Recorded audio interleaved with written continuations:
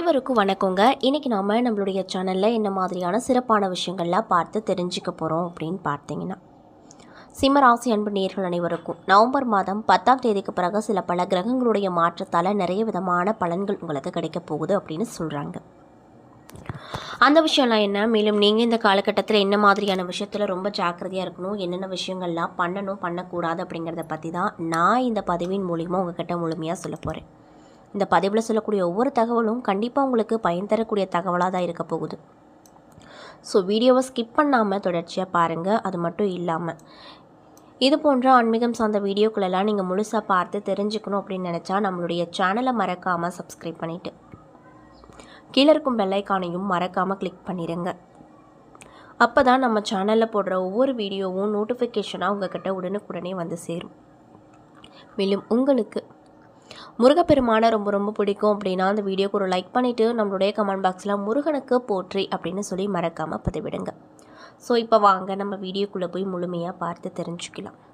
சிம்ம ராசியில் மகம், பூரம், உத்திரம், 1ஆம் பாதம் என நட்சத்திரங்கள் இருக்குது.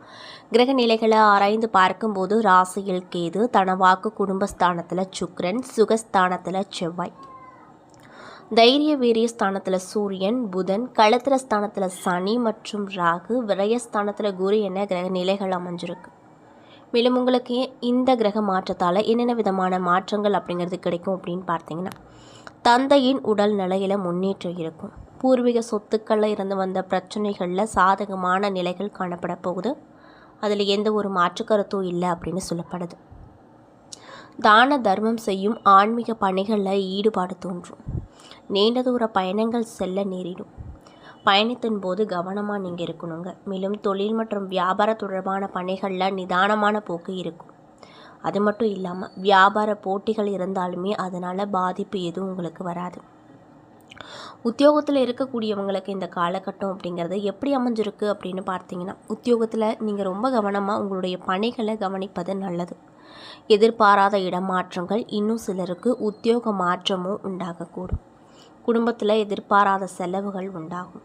கணவன் மனைவிக்கிடையே திடீரென மன வருத்தம் ஏற்படக்கூடும். மேலும் உங்களுடைய பிள்ளைகளின் செயல்பாடுகள் மனதிற்கு திருப்தியை அளிக்கக்கூடிய வகையில் நிச்சயமாக இருக்கும்.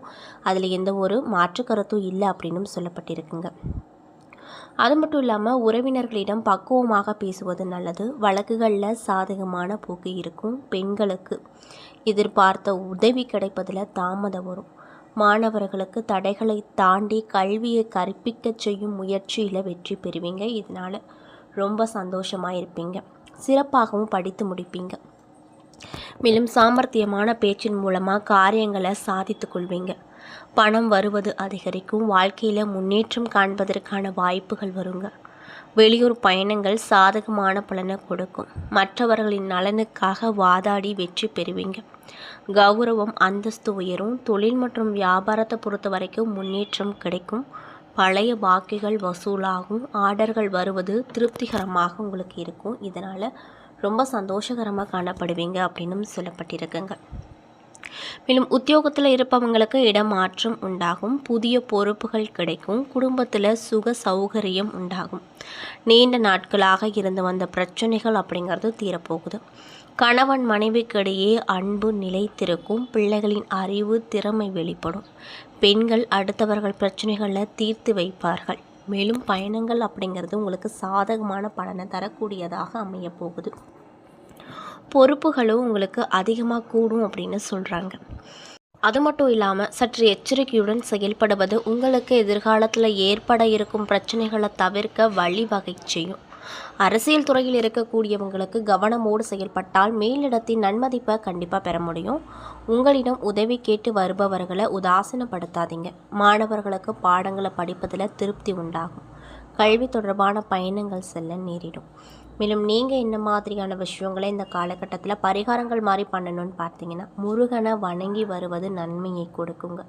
மேலும் உங்களுக்கு சந்திராஷ்டம தினங்கள் நவம்பர் 30, அதிர்ஷ்டம் தரக்கூடிய தினங்கள் நவம்பர் 11, 12 அப்படின்னும் சொல்லப்படுது.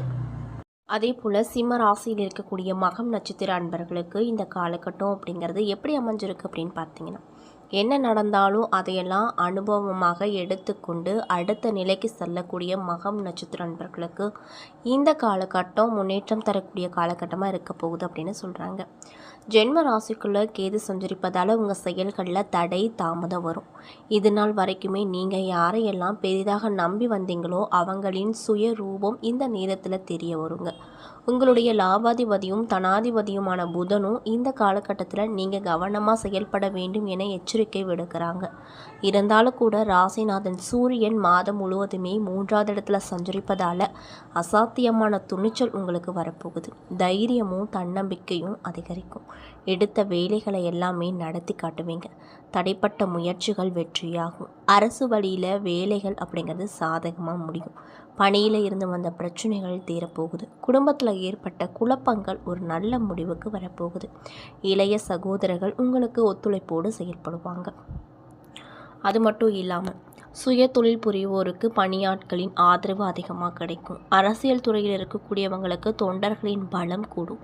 தலைமையின் பார்வைப்படுங்க. உங்கள் பாக்கியாதிபதி சுக்கிரன் சஞ்சரிப்பதால் சாதகமாகவும் இருப்பதால் கணவன் மனைவிக்குள்ளே ஏற்பட்டிருக்கக்கூடிய எப்படியாப்பட்ட பிரச்சனையாக இருந்தாலும் அது தீரப்போகுது. பொன் பொருள் சேரும். புதிய சொத்து வாங்கக்கூடிய நிலைகள் சிலருக்கு உண்டாகும். குடும்பத்தில் சுபிக்ஷமான விஷயங்கள் நடக்குங்க.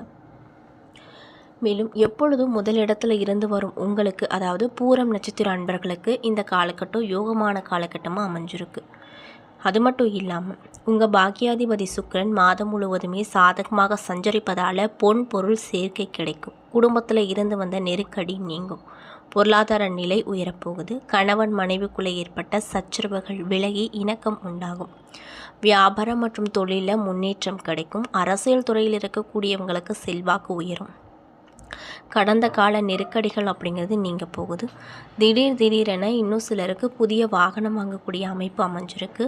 வராமல் இருந்த பணம் இப்பொழுது உங்கள் கைக்கு வந்து சேரும். பூமிக்காரகனாக இருக்கக்கூடிய செவ்வாய் முயற்சி ஸ்தானத்தில் சஞ்சரிப்பதால் எடுத்த வேலைகளில் வெற்றி கிடைக்கும். தைரியமும் தன்னம்பிக்கையும் அதிகரிக்கும். நினைத்ததை நடத்தி முடிப்பீங்க. அரசு பணியில் இருந்து வந்த நெருக்கடிகள் நீங்க போகுதுங்க. மேலும் சகோதரர்களின் ஒத்துழைப்பு கிடைக்கும் அப்படின்னும் சொல்லப்படுது. அது மட்டும் இல்லாமல் விரயஸ்தானத்தில் சஞ்சரிக்கக்கூடிய குரு 4, 6, 8ஆம் இடங்களை பார்ப்பதால் மனதில் நிம்மதி கிடைக்கும். தாய்வழி உறவுகளின் ஆதரவு இருக்கும். உடல் பாதிப்பு நீங்கும். திடீரென அதிர்ஷ்ட வாய்ப்புகள் தேடி வரும். சந்தர்ப்ப சூழலால் அமைதியாக இருந்த நிலை மாறப்போகுது. ராசிநாதனும் 3வது இடத்துல சஞ்சரிப்பதால் நினைத்ததை நடத்தி வைப்பார். உங்களுக்கு இருக்கக்கூடிய பயம் மறைய போகுது. துணிச்சலாக செயல்பட்டு நினைத்ததை சாதிப்பீங்க அப்படின்னு சொல்லப்படுது. மேலும் சூரியனைப் போல பிரகாசிக்கக்கூடிய இந்த உத்திரம் நட்சத்திர அன்பர்களுக்கு இந்த காலகட்டம் முன்னேற்றம் தரக்கூடிய காலகட்டமாக இருக்க போகுது. அதாவது கடந்த மாதத்தில் இருந்து வந்த நெருக்கடிகள் அப்படிங்கிறது நீங்க போகுது.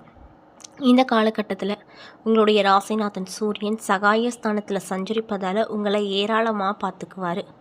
அது மட்டும் இல்லாமல் உயர்வாக பார்த்திடக்கூடிய நிலை உண்டாகும். எடுத்து வைக்கக்கூடிய வேலைகள் எல்லாமே லாபம் தரக்கூடியதாக இருக்கும். இழுபறியாக இருந்த வேலை ஒவ்வொன்றாக ஒரு நல்ல முடிவுக்கு வரும். அரசியல் துறையில் இருக்கக்கூடியவங்களுக்கு புதிய பொறுப்புகள் கிடைக்கப்பெற்று மகிழ்ச்சியாக இருப்பீங்க. பணியாட்களுக்கு எதிர்பார்த்த மாற்றம் கிடைக்கும் அப்படின்னு சொல்கிறாங்க. மேலும் செவ்வாய் உங்கள் வேலைகளை லாபகரமாக்குவார். வியாபாரம் மற்றும் தொழிலில் முன்னேற்றத்தை உண்டாக்க செய்வார். தன்னம்பிக்கையை அதிகரிப்பார். துணிச்சலாக செயல்பட வைப்பார்.